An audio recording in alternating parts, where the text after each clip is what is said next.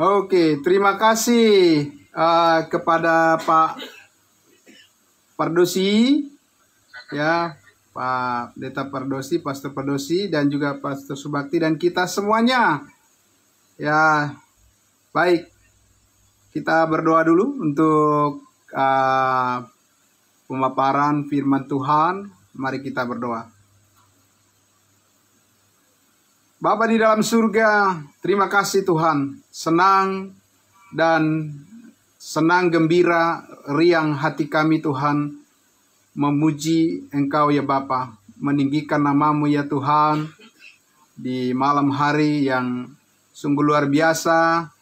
Berkat Tuhan mengalir dalam kehidupan kami melalui hikmat-Mu, sehingga kami di sini karena kerinduan yang besar untuk diperlengkapi oleh firman Tuhan, mengembangkan terus kehidupan kami di dalam Kristus, mengembangkan diri kami di dalam Kristus.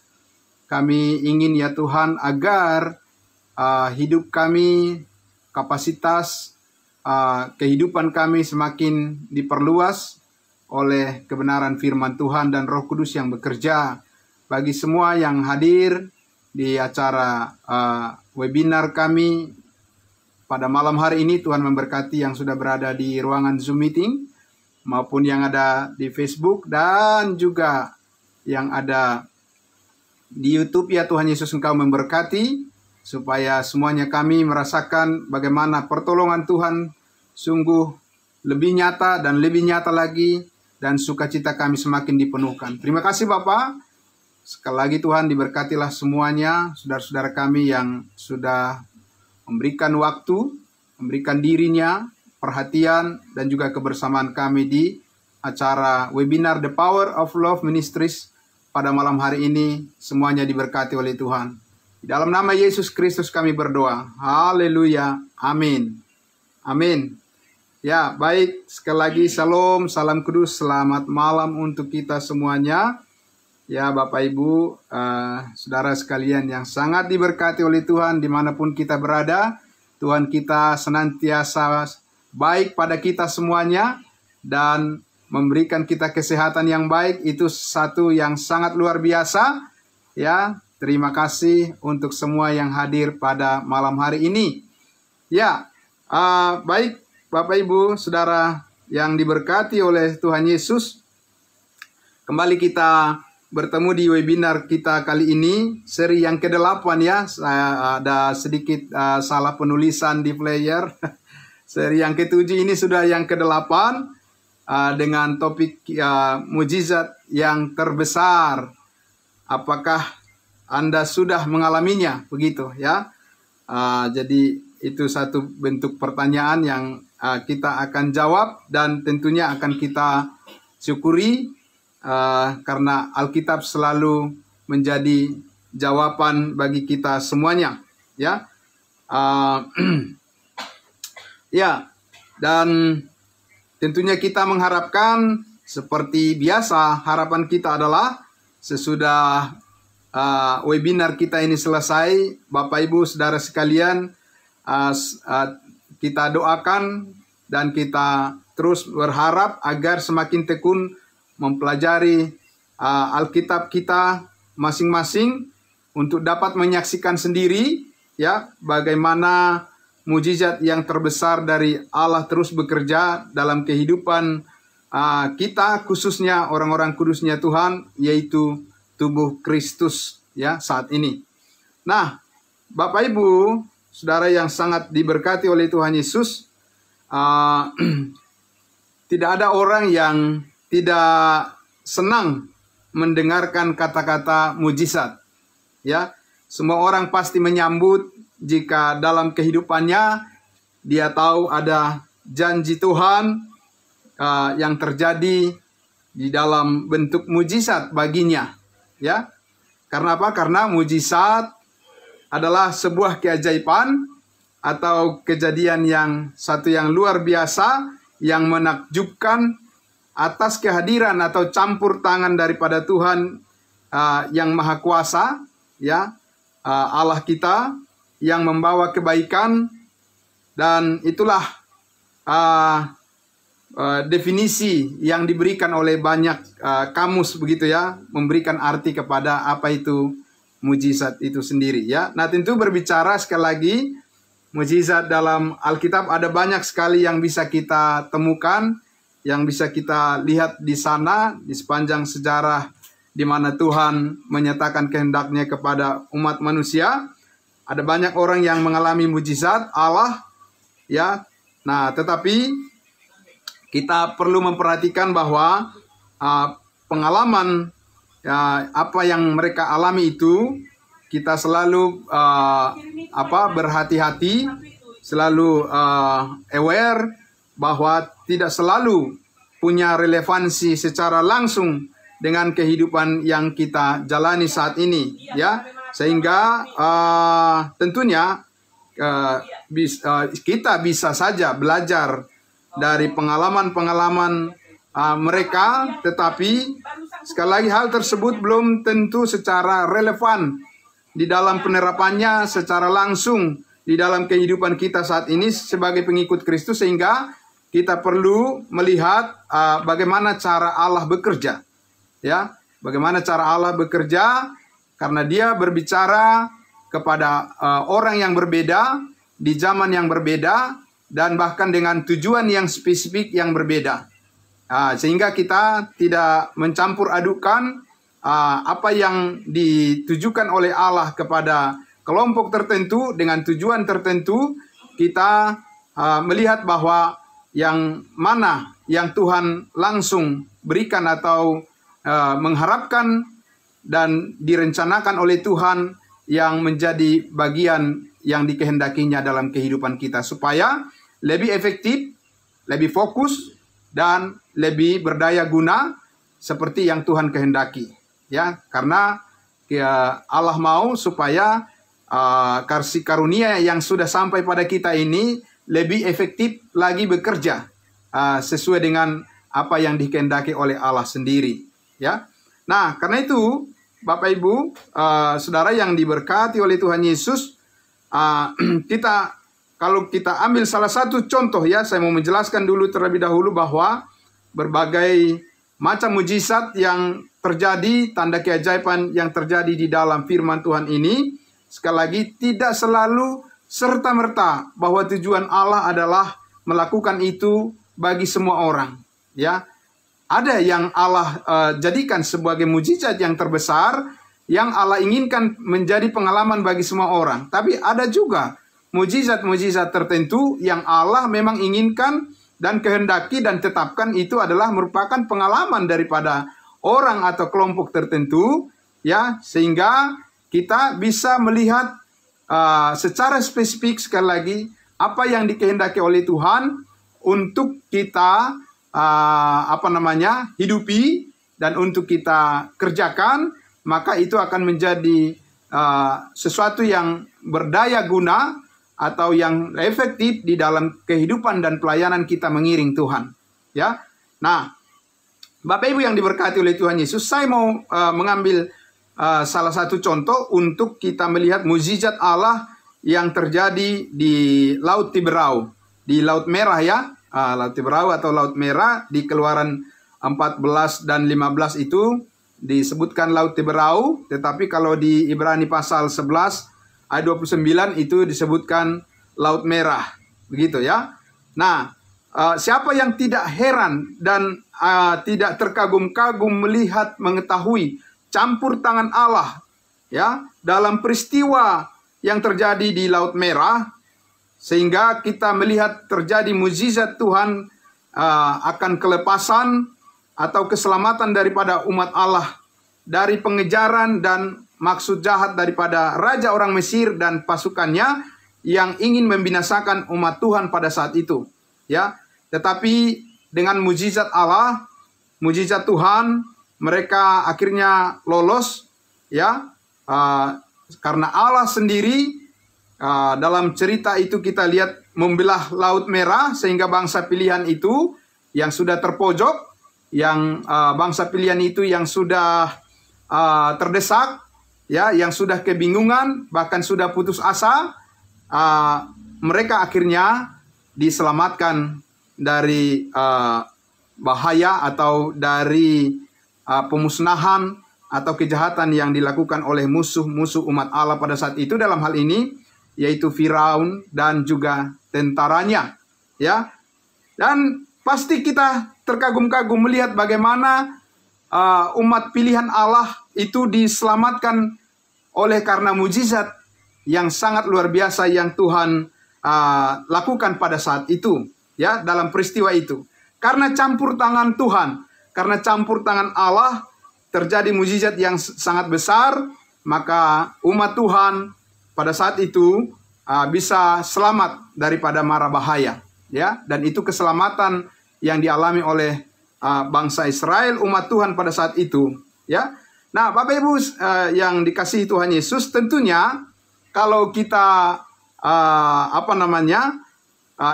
ingin menerapkan atau mengatakan ingin mengalami hal yang sama seperti yang dialami oleh bangsa Israel melewati Laut Tiberau, Laut Merah, itu adalah sesuatu yang mustahil dalam kehidupan kita saat ini. Kenapa? Karena konteksnya berbeda, karena zamannya berbeda, karena situasinya berbeda, dan orang-orangnya juga berbeda, serta tujuannya juga berbeda.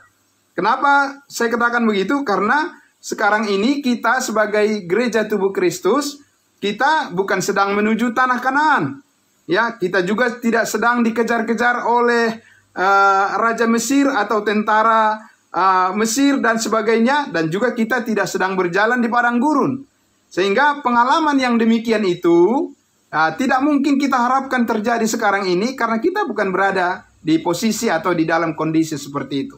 Contoh, ya, pada saat bangsa Israel itu berjalan di padang gurun menuju tanah Kanaan, di mana mereka berputar-putar, yang tadinya diperkirakan itu bisa perjalanan 3 bulan, tetapi akhirnya menjadi 40 tahun, ya.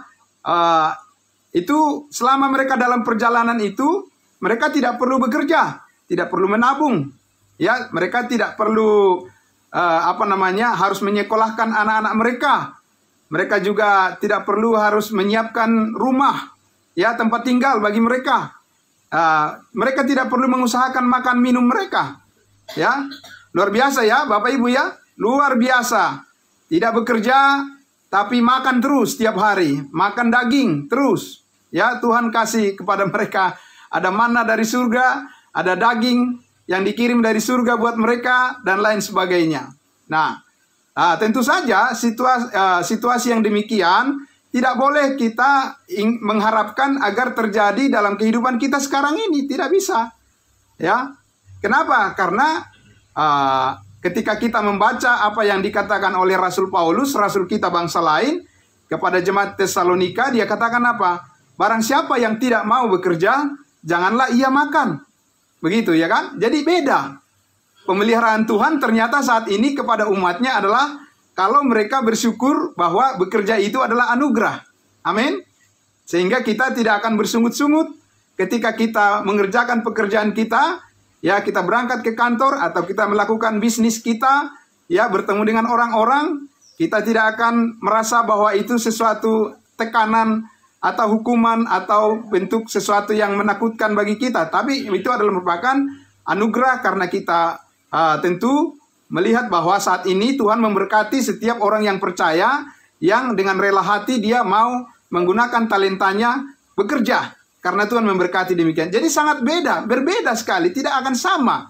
Perintah-perintah Tuhan di dalam Alkitab itu tidak akan sama kepada semua orang, karena perintah Tuhan itu berbeda kepada orang yang berbeda, dengan tujuan yang berbeda, kondisi yang berbeda, dengan bahkan mujizat-mujizat yang berbeda. Nah, ini yang perlu kita pahami, ya, Bapak Ibu Saudara, ini yang sangat penting kita pahami, supaya apa? Agar kita mengiring Tuhan ini, kita mengambil goal, ya, sasaran daripada tujuan pelayanan kita itu benar-benar adalah menuju kepada apa yang Tuhan rencanakan agar itu nyata di dalam kehidupan kita dan orang-orang yang bersama-sama dengan kita, ya. Nah, Bapak Ibu yang sangat diberkati oleh Tuhan Yesus, sekali lagi pengalaman langsung yang dialami oleh bangsa Israel itu dengan berbagai macam mukjizat yang dilakukan oleh Allah, itu nyata di dalam Alkitab. Itu nyata di dalam firman Allah. Semua orang bisa membacanya, semua orang bisa melihatnya, semua orang bisa mempelajarinya. Tapi itu tidak berarti bahwa kita bisa mengharapkan bahwa Tuhan akan melakukan hal yang sama kepada kita saat ini seperti yang dialami oleh bangsa Israel. Nah, itulah sebabnya kalau kita lihat di dalam sepanjang Alkitab itu, dari Kejadian sampai Wahyu, itu ada perbedaan-perbedaan cara Tuhan berkomunikasi dengan orang dan memberikan perintahnya kepada orang-orang dan mengharapkan respon kepada orang-orang dengan cara yang berbeda.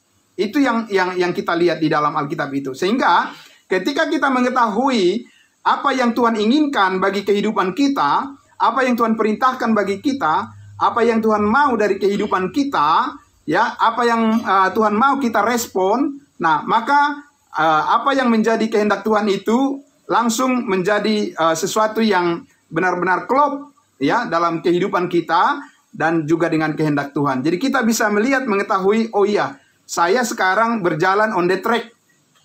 Saya sekarang menjalani kehidupan saya di jalan yang Tuhan benar-benar kehendaki. Dari mana saya tahu? Ya, itulah sebabnya. Ya kan? Allah menghendaki supaya semua orang diselamatkan dan memperoleh pengetahuan akan kebenaran. Dari pengetahuan kebenaran itulah kita mengerti bagaimana Tuhan sedang bekerja saat ini dengan apa yang dikehendakinya bagi kehidupan kita, dengan keluarga kita, dan orang-orang yang terhubung dengan kita. Nah, Bapak Ibu yang diberkati oleh Tuhan Yesus, itu yang pertama. Yang kedua, ketika mukjizat yang kedua yang mau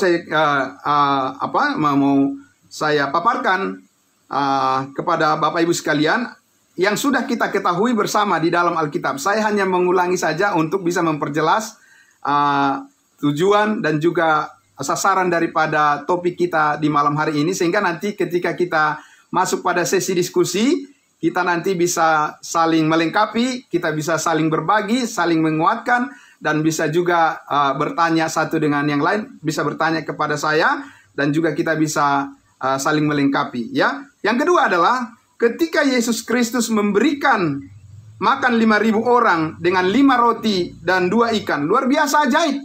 Sungguh heran campur tangan Tuhan kepada umatnya, luar biasa. Ya, siapa yang bisa melakukan hal yang demikian? Ya, Bapak Ibu, kecuali Allah sendiri, yaitu Tuhan Yesus Kristus. Kalau Dia bukan Allah, tidak mungkin Dia bisa melakukan itu. Ya, kenapa? Karena tidak ada manusia yang bisa melakukan seperti itu. Ya, yang menjadikan 5 roti dan 2 ikan dan memberikan makan 5.000 orang. Ya, siapa yang bisa melakukannya kecuali Allah sendiri? Mujizat campur tangan Tuhan yang sangat luar biasa kepada umatnya pada saat itu. Ya, nah, tetapi saya mau menyampaikan bahwa betapapun sangat terberkati begitu kebutuhan secara fisik, kenyang orang-orang yang makan roti dan makan ikan pada saat itu yang diberikan oleh Tuhan Yesus melalui mujizatnya. Bahkan kita lihat dikatakan apa, makanan masih tersisa 12 keranjang gitu ya, sangat luar biasa, masih tersisa. Untuk membuktikan bahwa memang campur tangan kuasa besar mujizat daripada Tuhan itu ya, tidak ada lagi alasan untuk menolak, untuk mempercayai bahwa Yesus adalah Tuhan. Sebetulnya itu tujuannya, ya. Nah, tapi Bapak Ibu Saudara yang dikasihi Tuhan Yesus, sekali lagi betapapun mereka sangat puas, sangat dipuaskan, sangat kenyang dan sangat menikmati makanan roti dan ikan yang diberikan oleh Tuhan Yesus pada saat itu, tapi kan kenyataannya Bapak Ibu Saudara dan saya tidak kebagian kan? Tidak kebagian. Kita tidak memiliki pengalaman di situ.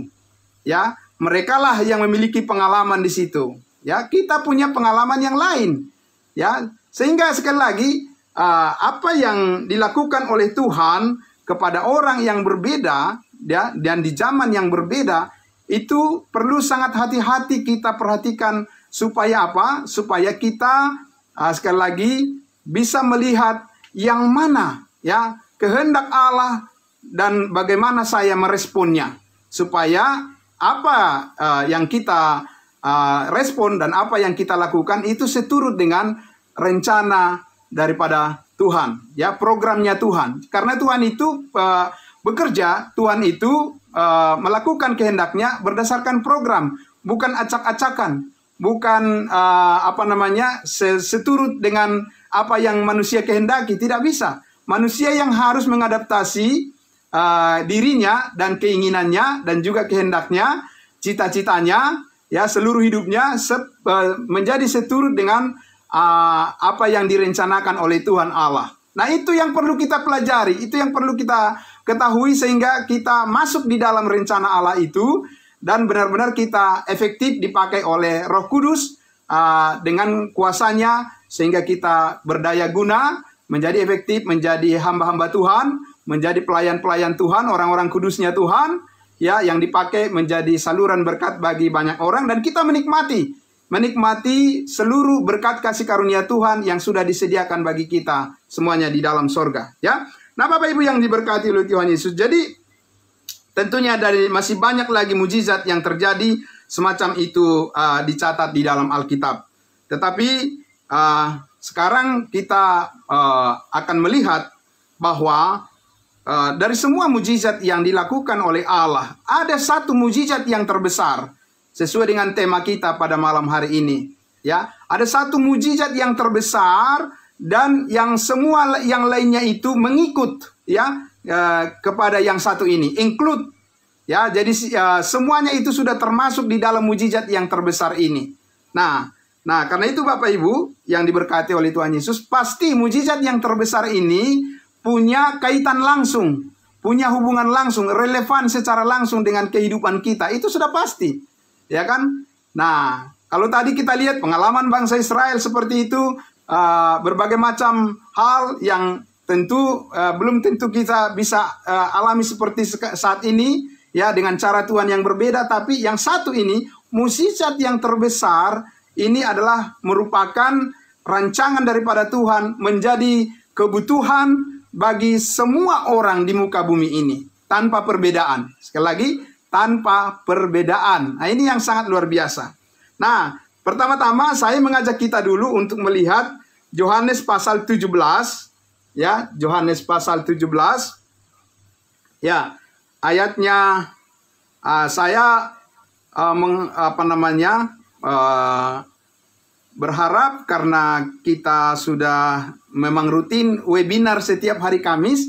Jadi harapan saya adalah kita selalu menyiapkan Alkitab atau gadget yang bisa membuka firman Tuhan di depan kita masing-masing, karena saya tidak bolak-balik untuk men-share screen lagi ayat-ayat Alkitab di dalam di dalam layar, ya. Jadi kita langsung saja membaca dari Yohanes pasalnya yang ke-17, ayatnya yang ke-4.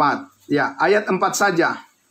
Ya, Yesus berkata, "Aku telah mempermuliakan engkau di bumi dengan jalan menyelesaikan pekerjaan yang engkau berikan kepadaku untuk melakukannya." Jadi Yesus berkata, "Aku telah memuliakan engkau," memuliakan Allah Bapa di surga, di bumi, ketika Yesus masih hidup di bumi, dengan jalan bagaimana? Dengan jalan menyelesaikan pekerjaan yang Allah Bapa berikan kepada Yesus untuk melakukannya. Menyelesaikan pekerjaan yang Allah tugaskan atau amanatkan kepada anaknya yang tunggal, Yesus Kristus. Nah, Bapak Ibu yang sangat diberkati oleh Tuhan Yesus, apa yang dimaksudkan oleh Yesus di sini adalah bahwa khususnya selama 3,5 tahun pelayanan daripada Yesus Kristus, begitu banyak dia melakukan macam-macam mujizat. Antara lain tadi sudah kita bicarakan, ya. Dan menyembuhkan banyak orang yang sakit, gitu ya, yang lumpuh disembuhkan, bisa berjalan, yang buta dimelekkan dan bisa melihat menjadi lebih jelas, menjadi pulih kembali, ya. Dan juga mengusir roh-roh jahat, mengusir setan-setan, bahkan dia membangkitkan orang mati, ya. Jadi Yesus berkata pekerjaan yang diberikan oleh Allah kepadanya adalah dia selesaikan dengan baik, begitu ya. Dan itu dilakukannya di tengah-tengah umatnya bangsa Israel. Dia tidak melakukan itu ke berbagai macam negara, ke berbagai macam bangsa, ke Amerika, ya kan, ke Australia, ke Indonesia, tidak. Yesus melakukan itu di tengah-tengah umatnya, umat pilihannya, ya, bangsa perjanjiannya, begitu ya, yaitu bangsa Israel. Itu yang dilakukan oleh Yesus pada saat itu. Sehingga Yesus berkata, aku diutus hanya untuk domba-domba yang hilang dari umat Israel. Ya, ketika perempuan Kanaan itu meminta kepadanya agar anaknya disembuhkan, ya, Yesus mengatakan, aku diutus hanya untuk domba-domba yang hilang dari umat Israel. Begitu ya. Nah, karena pada saat itu Yesus berkata, biarlah lebih kenyang lebih dahulu anak-anak, ya, barulah nanti dikatakan apa? Roti itu baru dilemparkan kepada anjing. Nah, Yesus tidak berkata kasar di situ. Tapi Yesus ingin menjelaskan bahwa ketika dia hadir sebagai manusia di tengah-tengah dunia ini, dia betul-betul membawa roti kerajaan surga. Itu adalah karena perjanjiannya Allah dengan Abraham, Ishak, dan Yakub, dan yaitu bangsa Israel keturunannya. Maka kalau bangsa Israel menerima roti kerajaan surga itu, menerima Yesus sebagai Mesias mereka, maka Tuhan memulihkan kehidupan mereka, ya, dan melalui bangsa Israel itu keselamatan akan sampai ke ujung bumi, kepada bangsa-bangsa lain. Ya, dan itu jelas dikatakan di Yohanes 4 ayatnya yang ke-22. Karena Yesus berkata kepada perempuan Samaria itu, ya, kamu tidak mengenal apa yang kamu sembah, kami mengenal apa yang kami sembah, kata Yesus, dan keselamatan datang daripada bangsa Yahudi. Begitu, ya. Nah, jadi Bapak Ibu yang diberkati oleh Tuhan Yesus, disitulah kita lihat bahwa selama 3,5 tahun, Yesus Kristus melaksanakan semua tuntutan daripada hukum Taurat. Amin. Nah, tuntutan daripada hukum Taurat. Tuntutan hukum Taurat itu diberikan kepada bangsa Israel. Meskipun itu adalah sebagai representasi bagi sebagai percontohan, begitulah ya, bagi semua umat manusia, membuktikan bahwa orang Israel itu tetap berdosa. Mereka tidak bisa berbuat baik sempurna. Harus ada yang menggantikan mereka, menebus segala kesalahan mereka, pelanggaran terhadap hukum Taurat itu, dan itulah Yesus Kristus Mesias, ya. Nah, Bapak Ibu yang sangat diberkati oleh Tuhan Yesus. Nah, pekerjaan-pekerjaan itulah yang dilakukan oleh Yesus Kristus pada saat itu untuk membuktikan bahwa dia adalah Mesias. Sekali lagi, untuk membuktikan bahwa dia adalah Mesias bangsa Israel yang dijanjikan bahwa di dalam Yesus sebagai Mesiaslah seluruh harapan daripada nenek moyang mereka bisa diwujudkan, yaitu bagaimana kerajaan sorga dinyatakan di tengah-tengah bumi ini melalui melalui kuasa Yesus Kristus sebagai Raja, begitu. Tapi kita tahu kan, kalau orang Israel tidak menerima Yesus sebagai Raja, sebagai Mesias, dengan menyalibkannya, ya, dia mati disalibkan oleh bangsanya sendiri, oleh saudaranya sendiri. Nah, Bapak Ibu yang sangat diberkati oleh Tuhan Yesus, karena itulah, ya, apa yang dilakukan oleh Yesus pada saat itu, Bapak Ibu Saudara, menyembuhkan orang-orang yang sakit, saudara-saudaraku, dan mengusir banyak setan-setan dan lain sebagainya, mujizat-mujizat yang dilakukan itu. Sebenarnya tujuan daripada Yesus pada saat itu kepada umatnya Israel adalah supaya mereka mau percaya bahwa dia adalah Mesias, ya. Yang mana tujuan Yesus bagi mereka secara spesifik sebenarnya adalah menyembuhkan rohani mereka, sakit rohani mereka. Itu yang disebut di dalam kitab Yesaya, oleh bilur-bilurnya kita menjadi sembuh. Ya, orang Israel akan menjadi sembuh dari segala dosa dan kesalahan mereka. Ya. Nah, tapi Bapak Ibu Saudara yang diberkati oleh Tuhan Yesus, sekarang ini kalau kita lihat orientasi daripada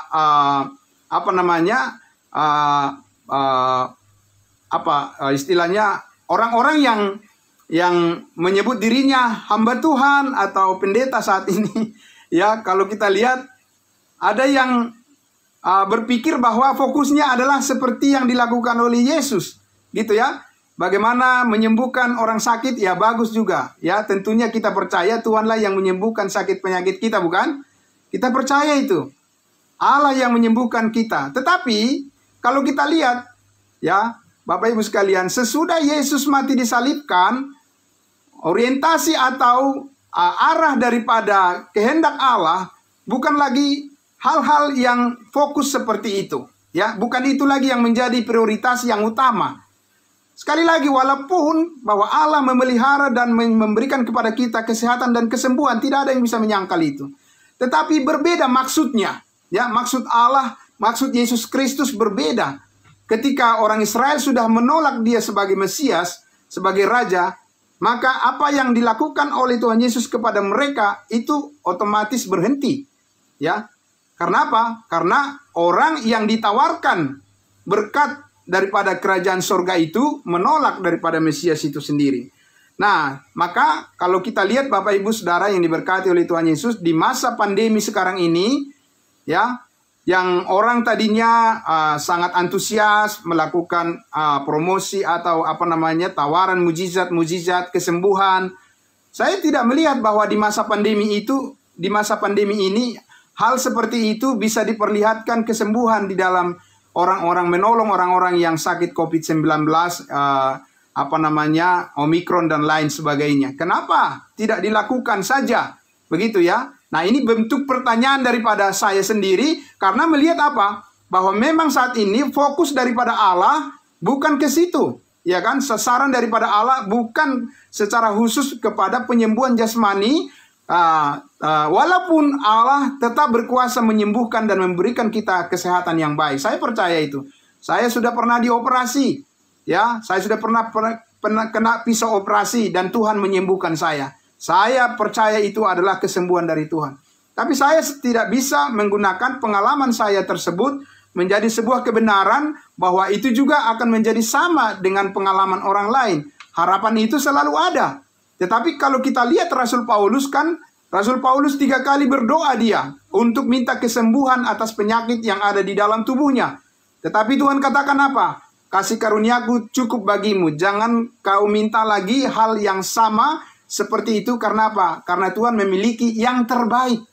Tuhan memiliki mujizat yang jauh lebih besar daripada hal yang sementara. Allah punya mujizat yang terbesar dan bukan hanya bersifat sementara, tetapi adalah bersifat yang kekal. Nah, Bapak Ibu yang sangat diberkati oleh Tuhan Yesus, karena itulah tentunya kita akan tetap lebih bersuka cita. Lebih bersuka cita ketika kita mengingat bahwa kita sudah disembuhkan secara rohani. Ya. Nah, karena itulah mujizat yang terbesar inilah pekerjaan Kristus yang sudah selesai. Sekali lagi, mujizat yang terbesar dari semua mujizat yang pernah terjadi di dunia ini adalah mujizat pekerjaan Kristus yang sudah selesai di atas kayu salib. Saya mengajak kita untuk melihat Yohanes pasal 19. Mari kita lihat Yohanes pasal 19 ya. Yohanes pasal 19. Tadi 17, sekarang 19. Ayatnya yang ke-28. Kita lihat ayatnya yang ke-28 sampai ayatnya yang ke-30. Ya, saya akan membaca untuk kita. Bapak Ibu Saudara semua bisa mengikutinya. Puji Tuhan. Ya, Yohanes 19 ayat 28, 29 dan 30. Sesudah itu, ya judulnya di atas perikopnya itu Yesus mati. Ya, sesudah itu karena Yesus tahu bahwa segala sesuatu telah selesai. Segala sesuatu telah selesai. Yesus sadar, Yesus tahu, segala sesuatu sudah selesai. Apa itu segala sesuatu? Ya kan? Nah, berkatalah ia, sudah genaplah yang ada tertulis di dalam kitab suci. Jadi apa yang sebelumnya sudah disampaikan di dalam kitab suci, maksudnya di perjanjian lama, itu sudah digenapi. Apa yang di perjanjian lama? Hukum Taurat bukan? Ya, hukum Taurat dengan segala tuntutan perintah-perintahnya. Itu yang ada di kitab suci di perjanjian lama di kitab nabi-nabi. Ya, dan dikatakan segala sesuatu telah selesai, sudah genap apa yang tertulis dalam kitab suci. Kemudian dikatakan apa? Aku haus. Di situ ada suatu bekas minum penuh anggur asam. Maka mereka mencucukkan bunga karang yang telah dicelupkan dalam anggur asam pada sebatang hisop, lalu mengunjukkannya ke mulut Yesus. Sesudah Yesus meminum anggur asam itu, berkatalah ia, sudah selesai. Ya, sudah sempurna. Sudah selesai. Ya, di dalam bahasa Yunani biasa kita dengar tetelestai. sudah sempurna, ya, perfected, ya. Lalu ia menundukkan kepalanya dan menyerahkan nyawanya. Jadi mujizat yang terbesar adalah ketika Yesus, Bapak Ibu Saudara, berkata sudah selesai, yaitu pengorbanannya. Lagi ya, pengorbanan tubuh Yesus Kristus. Dan dikatakan semuanya sudah selesai, apa yang menjadi tuntutan daripada hukum-hukum Allah yang mendakwa umatnya Israel. Ya, yang mendakwa bangsa Israel, karena menurut hukum Taurat, jika kamu taat, maka kamu akan kuberkati, dan jika kamu melanggar atau tidak taat, kamu akan kena kutuk. Begitulah, ya. Itulah sistem daripada hukum Taurat yang dijalani oleh bangsa Israel. Kalau mereka taat pada hukum Taurat, mereka akan diberkati oleh Tuhan. Tapi sebaliknya, kalau mereka melanggar hukum Taurat, perintah-perintah Tuhan, maka mereka akan kena kutuk. Ya, nah, kutuk itu sudah selesai. Ya, itu dibayarkan oleh Tuhan Yesus dengan pekerjaan yang sempurna melalui pengorbanan tubuhnya, darahnya di atas kayu salib. Ya, nah, tapi kita perlu hati-hati di sini. Kenapa? Karena ketika Yesus mengatakan sudah selesai, pengorbanan yang sudah dilakukannya, tidak serta-merta bahwa berita tentang pengampunan segala dosa, ya, sekali lagi, berita tentang pengampunan segala dosa sebagai dasar untuk orang diselamatkan, tidak serta-merta bahwa itu sudah langsung diberitakan oleh 12 rasulnya, Petrus, Yohanes, dan juga Yakobus. Kenapa? Dari mana kita tahu? Karena di kitab Kisah Para Rasul, sesudah hari Pentakosta, turunnya Roh Kudus, Petrus mengatakan kepada orang Israel, bertobatlah kamu, ya, bertobatlah kamu dan berilah dirimu dibaptis untuk pengampunan dosa-dosamu, ya, untuk pengampunan dan dosa-dosamu dan untuk kamu menerima Roh Kudus. Kemudian di pasal 3 dia katakan, karena itu bertobat, sadarlah dan bertobatlah supaya dosamu diampuni. Supaya dosamu diampuni. Begitu juga Yohanes, dalam 1 Yohanes 1 dia katakan, jika kita mengaku dosa kita, kita siapa? Ya kan? Banyak orang Kristen mengatakan, oh kita sekarang. Ya kita lihat dulu siapa yang mengatakan kita di situ, ya kan? Apakah Yohanes sedang melihat bahwa dia berbicara kepada tubuh Kristus yang akan diangkat ke surga? Ya kan, yang akan rapture nanti, sedangkan orang Israel itu menunggu kedatangan Yesus di bumi. Ya, nah jadi orang Israel itu memang harus berdasarkan pertobatan, pengakuan mereka dosa-dosa mereka, barulah mereka secara bangsa akan diampuni. Kapan akan diampuni? Ya, nanti kalau Yesus datang kedua kali. Kalau kita sekarang sudah dan telah diampuni, saya mengajak kita untuk melihat dulu di dalam Roma pasal 3, ya. Roma pasal 3, ayatnya yang ke-21 sampai ayatnya yang Roma, saya akan bacakan untuk kita. Roma pasal 3, ayatnya yang ke-21, dan saya akan membacakan sampai ayatnya yang ke-24. Sudah Bapak Ibu sekalian, saya bacakan ya. Roma pasal 3, 21. Tetapi, ini ada kata tetapi ini, yang berbeda dengan sebelumnya. Tetapi tanpa hukum Taurat, kebenaran Allah telah dinyatakan tanpa hukum Taurat. Ya, ada juga orang yang mengatakan, ya hukum Taurat itu dibagi-bagi. Ya kan, ada hukum sipil, ada hukum moral, ada hukum upacara dan sebagainya, ritual dan sebagainya. Nah, di sini dikatakan ya hukum Taurat seluruhnya yang berjumlah kira-kira 613 butir itu adalah hukum Taurat. Sekarang tanpa itu, tanpa hukum Taurat, kebenaran Allah telah dinyatakan. Ada kebenaran Allah yang dinyatakan dengan hukum Taurat. Siapa yang melakukannya, itulah yang dibenarkan. Tapi di pasal 3 ayat 10 Paulus sudah katakan tidak ada yang benar seorang pun tidak. Ya kan? Semua orang di ayatnya yang 23 dikatakan semua orang telah berbuat dosa dan telah kehilangan kemuliaan Allah. Begitu, ya. Nah, karena itu setelah penebusan Yesus Kristus dikatakan tadi apa? Sekarang tanpa hukum Taurat kebenaran Allah telah dinyatakan. Kebenaran yang bagaimana? Ayat 22. Yaitu kebenaran Allah karena iman dalam Yesus Kristus bagi semua orang yang percaya, bagi semua orang. Tidak ada lagi perbedaan. Dikatakan apa? Sebab tidak ada perbedaan. Tidak ada perbedaan lagi. Ketika Yesus melayani secara jasmani, masih hidup di bawah hukum Taurat. Itu pasti ada perbedaan. Kenapa? Karena Yesus harus melakukan hukum Taurat, dia harus disunat pada hari yang ke-8. Ya kan? Kalau kita mengikuti cara Yesus mempraktekkan hukum Taurat semasa hidupnya saat ini, maka beberapa kali saya katakan, kenapa kita orang tua Kristen tidak membawa anak-anak kita supaya disunat pada hari yang ke-8? Ya kan? Nah, lalu orang mengatakan, oh iya, karena sekarang adalah sunat rohani. Kenapa bisa beda-bedakan begitu? Itu kan perintah Tuhan. Perintah Tuhan tidak boleh dibeda-bedakan. Kalau memang, ya kan, benar. Anggapan orang yang mengatakan semua perintah Tuhan itu adalah untuk kita. Lalu kenapa tidak melakukannya? Ya, begitu ya, dan lain sebagainya. Banyak hal yang dilakukan oleh Yesus Kristus dalam menggenapi hukum Taurat, maka dia juga harus melaksanakan hukum Taurat itu sendiri. Nah, tapi sekarang kepada kita dikatakan tanpa hukum Taurat. Ya, kebenaran Allah dinyatakan, yaitu kebenaran karena iman kepada Yesus Kristus tanpa hukum Taurat. Orang Israel tidak bisa beriman tanpa hukum Taurat, tidak bisa. Ya kan? Karena apa? Karena hukum Taurat itu adalah suatu kewajiban bagi mereka. Yang aneh lagi adalah bangsa-bangsa lain saat ini banyak yang menganut hukum Taurat. Orang Israel aja udah gagal melaksanakan hukum Taurat, kamu lagi. Ya kan? Kan gitu, saudara-saudara. Jadi di sini jadi ada kesombongan.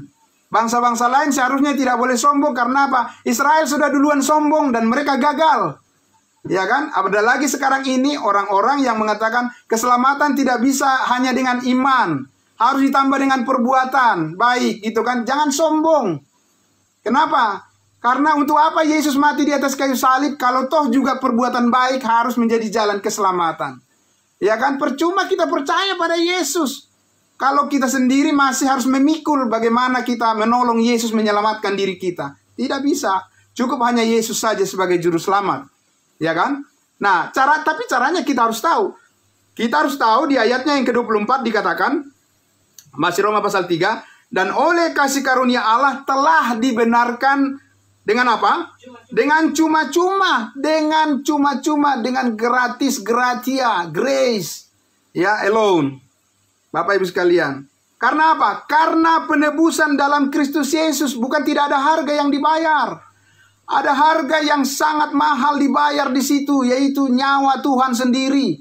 Nyawa daripada Yesus Kristus. Jadi bukan murahan. Banyak orang yang berkata, cheap grace. Ya kan, kasih karunia murahan. Oh, no. Itu salah, itu keliru, ya kan? Kasih karunia itu sangat mahal ditebus dengan nyawa Yesus Kristus Tuhan. Mahal. Ya kan, bukan murahan, Bapak Ibu sekalian. Karena itu kita sangat mengapresiasi, sangat menghargainya.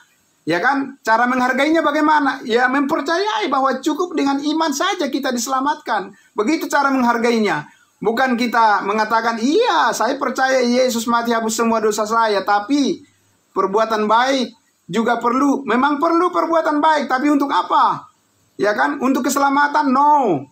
Tapi untuk upah di surga? Ya, yes, tentu saja perbuatan baik itu adalah merupakan suatu hal yang sangat mulia. Dan itu merupakan tuntutan yang harus kita genapi dalam kehidupan kita sesuai dengan rencana Allah.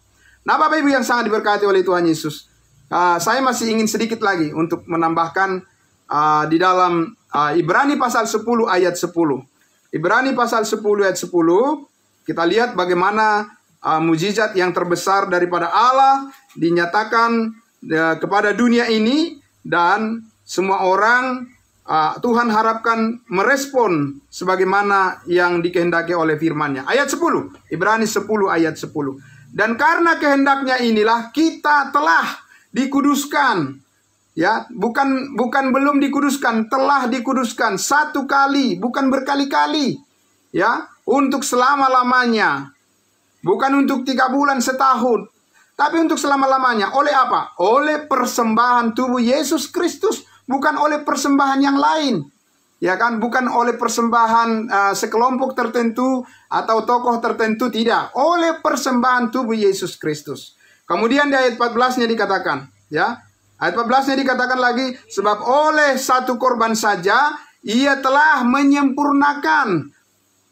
Telah menyempurnakan, kita sudah disempurnakan. Untuk berapa lama? Untuk selama-lamanya mereka yang ia kuduskan. Siapa yang dikuduskannya? Setiap orang yang percaya. Efesus 1 ayat 13 mengatakan, di dalam Yesus kamu juga, karena kamu telah mendengar firman kebenaran, yaitu Injil keselamatanmu. Di dalam Yesus kamu juga, ketika kamu percaya, dimeteraikan dengan Roh Kudus. Sehingga kita dikuduskan sekali untuk selama-lamanya. Dan kita menjadi dimeteraikan dengan Roh Kudus. Dan kita diselamatkan, dijamin sampai bertemu dengan Tuhan Yesus. Tidak ada yang bisa memisahkan kita dari kasih Allah yang ada di dalam Kristus Yesus. Ya. Nah, Bapak Ibu yang sangat diberkati oleh Tuhan Yesus, karena itulah saya mengambil kesimpulan kita di dalam Roma pasal 6 ayat 1 sampai ayatnya yang ke-6. Saya ajak kita untuk melihat Roma pasal 6, kita akan baca dari ayat 1, ya. Oke, Roma pasal 6 dari ayat 1. Inilah pengalaman kita, mujizat yang terbesar yang pernah dilakukan oleh Allah, ya, di dalam kehidupan kita. Ya, bagaimana caranya? Di ayat 1 Roma pasal 6. Jika demikian, apakah yang hendak kita katakan? Bolehkah kita bertekun dalam dosa supaya semakin bertambah kasih karunia itu? Ya, ini rupanya bukan hanya sekarang aja orang yang ada tukang ngejek, ya. Karena pada saat zaman Paulus juga sudah ada orang mengatakan, oh, kalau kita ini sudah dijamin pasti masuk surga, bebaslah kita melakukan dosa. Marilah kita mencuri, marilah kita membunuh. Kalau kita sudah dijamin pasti masuk surga dan semua dosa kita sudah diampuni, marilah kita berbuat semau kita. Tidak ada ajaran Alkitab begitu, ya kan? Itu adalah penyampaian orang-orang yang belum mengerti kasih mujizat yang terbesar, yang belum mengalami, ya, kasih karunia Allah. Kalau dia sudah mengalami kasih karunia Allah, tidak mungkin dia berpikir negatif seperti itu. Ya, karena ketika kita dimeteraikan Roh Kudus, maka kita memiliki pikiran yang positif sebagai manusia baru di dalam Kristus. Nah, jawabannya adalah Paulus katakan di ayat 2, sekali-kali tidak. Bukankah kita telah mati bagi dosa? Bagaimanakah kita masih hidup di dalamnya? Kalau mati, udah putus hubungan. Jadi kita tidak boleh hubung-hubungkan lagi diri kita dengan dosa. Karena kita nggak punya urusan lagi dengan dia. Ya kan? Ya, kita tidak boleh lagi membawa pikiran kita, membawa tubuh kita kepada dosa. Karena apa? Nggak ada urusan dengan itu. Kan begitu, ya kan? Nah, itu yang dikatakan di sini. Nah, kita sudah putus hubungan dengan itu. Lalu diperdalam lagi di ayat 3. Atau tidak tahukah kamu bahwa kita semua yang telah dibaptis dalam Kristus telah dibaptis dalam kematiannya? Amin, Bapak Ibu sekalian, luar biasa. Jadi kita dibaptiskan di dalam Kristus dan dibaptiskan dalam kematiannya. Ya, kita dipersatukan dengan kematiannya. Haleluya, luar biasa, puji Tuhan. Di ayat 4. Dengan demikian kita telah dikuburkan bersama-sama dengan Dia oleh baptisan dalam kematian, supaya sama seperti Kristus telah dibangkitkan dari antara orang mati oleh kemuliaan Bapa, demikian juga kita akan hidup dalam hidup yang baru. Pengalaman yang luar biasa, mujizat yang sangat luar biasa. Ya, melebihi daripada semua mujizat yang lainnya. Karena apa? Karena ini menyangkut hidup baru, hidup yang kekal. Saudara-saudara, kalau saudara sakit, kemudian kita berdoa, kemudian Tuhan menyembuhkan, puji Tuhan, amin. Tapi besok bisa lagi terulang hal yang sama, saudara-saudara. Bahkan bisa karena penyakit pun bisa juga orang akhirnya meninggal dunia. Tetapi hidup bersama dengan Yesus ketika kita dikatakan dikuburkan dan kita juga dibangkitkan bersama dengan Yesus, itu adalah hidup yang kekal. Hidup selama-lamanya, tidak bisa itu dipending, tidak bisa itu ditunda, dan tidak bisa itu dirusak, dan tidak bisa itu diambil oleh iblis dari kita. Hidup bersama dengan Yesus, hidup yang baru. Ayat 5. Sebab jika kita telah menjadi satu dengan apa yang sama dengan kematiannya, kita juga akan menjadi satu dengan apa yang sama dengan kebangkitannya. Haleluya, puji Tuhan. Sehingga kita bisa melihat bahwa pekerjaan Kristus yang sudah selesai di atas kayu salib, mengampuni segala dosa kita sekali untuk selama-lamanya, menjadi pengalaman yang terbesar, mukjizat yang terbesar di dalam hidup kita, mengawali bagaimana kita diselamatkan, beroleh hidup yang kekal, dan kita menjadi pewaris surga, kita menjadi anak-anak Allah, kita menjadi orang-orang kudusnya Allah, dan kita menjadi hamba-hamba Tuhan, menjadi pelayan-pelayannya, menjadi saksi di dunia ini, diawali karena pengalaman mukjizat yang terbesar yang kita alami, yaitu kita mati bersama Kristus, kita dikuburkan bersama Kristus, kita juga dibangkitkan bersama Kristus, kita juga akan diangkat nanti di awan-awan, dan kita akan bersama Kristus sampai selama-lamanya, menikmati kehidupan yang mulia untuk selama-lamanya di surga, di dalam surga yang kekal. Bapak Ibu Saudara yang dikasihi Tuhan Yesus, karena itu, apa respon kita terhadap mukjizat yang terbesar ini? Ya, sekali lagi, respon kita adalah mari ya memikirkan terus apa yang dikatakan oleh Rasul Paulus di dalam 1 Timotius 2, 3 dan 4. Allah menghendaki semua orang diselamatkan dan memperoleh pengetahuan yang akan kebenaran.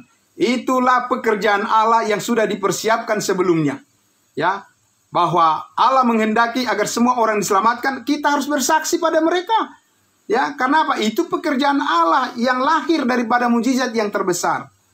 Saudara, kalau kita mungkin menceritakan pengalaman kita ini dan itu, pengalaman kita ini dan itu, ya Bapak Ibu Saudara, ya belum tentu, ya kan, pengalaman kita itu artinya menjadi sesuatu yang bisa menyelamatkan orang lain. Dan memang bukan pengalaman kita yang menyelamatkan orang, tapi pengalaman Yesus di atas kayu salib, ya, kematiannya menebus segala dosa, itu akan menjadi suatu kuasa yang besar, karena itu adalah Injil, kekuatan Allah menyelamatkan setiap orang yang percaya. Itulah tugas kita. Dan kita belajar seperti ini juga merupakan kehendak Tuhan untuk bersama-sama, supaya kita bisa melihat bahwa mukjizat yang terbesar dari Allah itu terus mengerjakan ke berbagai bidang kehidupan kita, sehingga kita bisa melihat bagaimana Tuhan memakai hidup kita efektif bagi kemuliaannya. Terpujilah Tuhan kita Yesus Kristus, ya Bapa yang mulia, dan sekali lagi saya mengucapkan banyak terima kasih. Itulah firman Tuhan di awal sebelum kita nanti masuk kepada sesi diskusi kita atau tanya jawab kita, ya. Tuhan Yesus memberkati. Saya ajak kita untuk berdoa. Mari kita berdoa. Bapa di dalam surga, terima kasih Tuhan.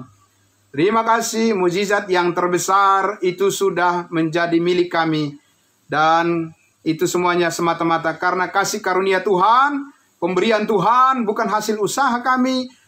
Kami mengerti dan kami sadar bahwa ini adalah bagian yang terbesar dalam hidup kami. Sehingga dari sinilah berangkat seluruh rencana Allah akan kami jalani. Dan panggilan kami tidak bisa keluar daripada kebenaran kasih karunia Allah ini. Dan kami bersyukur ya Tuhan Yesus, Engkau sudah menetapkan hidup kami akan berbuah karena Roh Kudus yang mengerjakannya. Semua yang mendengarkan firman Tuhan di malam hari ini diberkatilah semuanya. Yang sakit disembuhkan oleh Tuhan Yesus, dan semua kami dikuatkan dan diberikan motivasi besar untuk menyaksikan Injil kasih karunia Allah kepada semua orang.